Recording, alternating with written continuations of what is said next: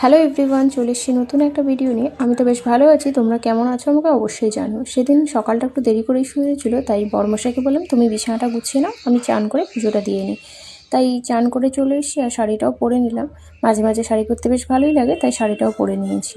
আমার মতন তোমরা কে কে আছো যারা শাড়ি পরতে ভালোবাসো আমাকে অবশ্যই জানিও। চান করার পরে কাচাকুচি করেছিলাম, সেটাও মিলে দিচ্ছি, কারণ রোদ না থাকলে আবার সেগুলো শোকাবে না, তাই মিলে দিলাম।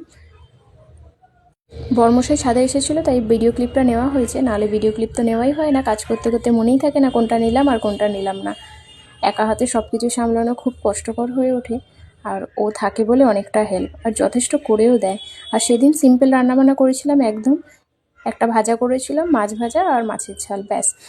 আর তার মধ্যেই দুপুরের খাওয়াটা সেরে নিয়েছি। গরম গরম খেতেই ভালো লাগে, এখন প্রচুর শীত পড়ে গেছে, সেই জন্য খাওয়া দাওয়া শেষে একটু রোদ্দুরে বসতে গেছিলাম, আর তখনই এই ভিডিওটা করেছিলাম। চলো টাটা।